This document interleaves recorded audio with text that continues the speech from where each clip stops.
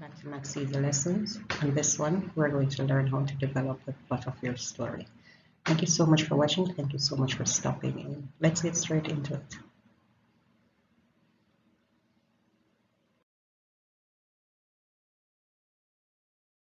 Now, when you're developing your plot for your story, you must have a premise or a story scenario. The scenario or the premise is a situation or concept on which you are going to build that story. It is, in short, a summary or a brief overview of the main ideas that this story will explore and unpack. For many writers, and for you writing, it is the ideal foundation for plot development, and this helps you to limit the possibilities of what could possibly go wrong. It allows you to define the time in which the story is set, the characters, and the key events or the turning point. Now, when you think of a story premise, you want to think of the following. Why did the main character carry out an action? What does the main character do after the main action? How do the other characters respond to what the main character has done? And what does the time and place have to do with the character's past or present actions? In other words, what you're doing is putting a premise that fires our imagination as the reader by leaving many possible questions unanswered.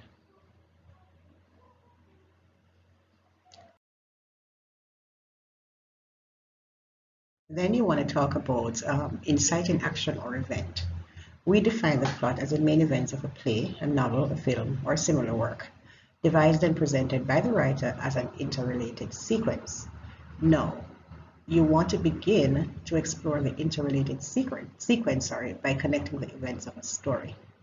Something is happening, and this sets the story in motion, therefore, it is inciting an action or an event. The event incites or impacts further action or plot development. In other words, one event will lead to another. Good inciting action will help the development of the plot because you find that it introduces the characters in interesting settings and situations. And it also allows the writer to introduce the questions of who, what, why, where, and when. And number 3 is the connected sequence. Now, when we're talking about a connected sequence, we want to talk about the elements of the plot development that makes the story satisfying. The connected sequence of events. Here you must be able to connect the events and why these events take place. Why is often the single most useful question when you're developing a plot, and that allows for the connection and the cohesion of what you're writing. Now you want to take this scenario, for example. A woman catches the bus from Kingston to Montego Bay, Jamaica, or any part of the country that you want to talk about. And she never gets to that destination, which leads to a massive manhunt. Now, you can develop the skeleton of a plot by asking these questions. Why does she catch that bus from one place to another? Why does she disappear?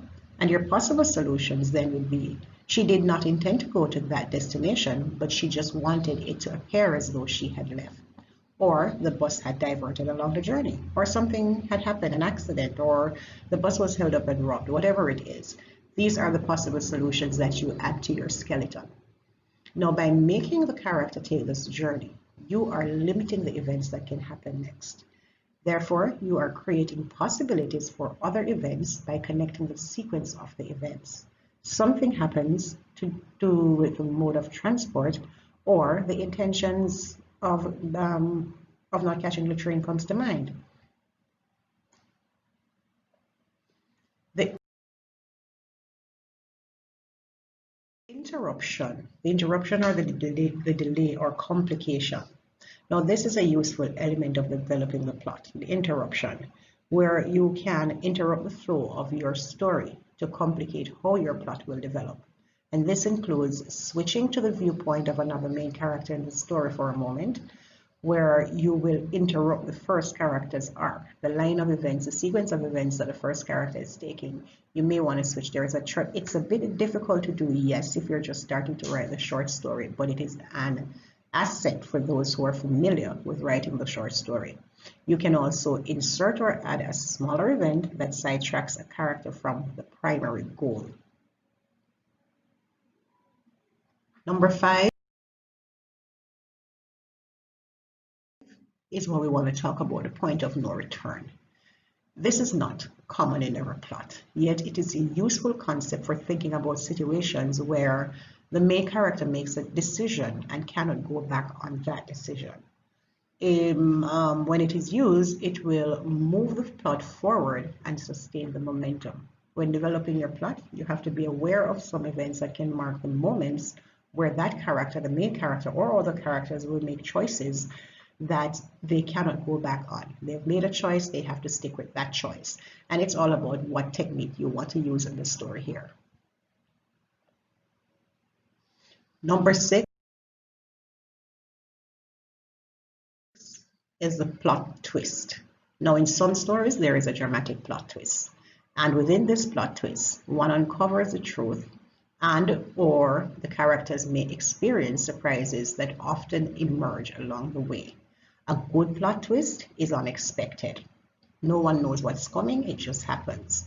Therefore, you can ask yourself as you write, what plot explanations has the reader or have the readers assumed? Are there any other explanations for this plot development? What is it that they're thinking as a reader, and what can you do to go against that thought?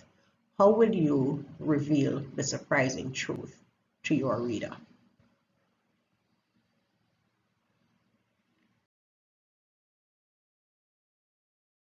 And finally, there is a resolution to your plot. Plot development doesn't always have to have a tidy resolution. It doesn't have to be one that is structured or fixed or something that makes sense to everybody.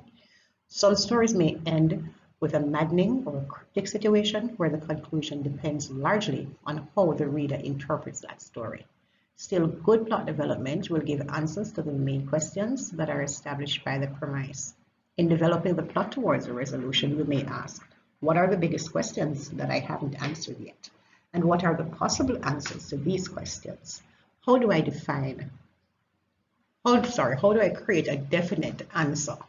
Or do I want to leave enough mystery lingering about? Do I want to make the reader assume what the results are?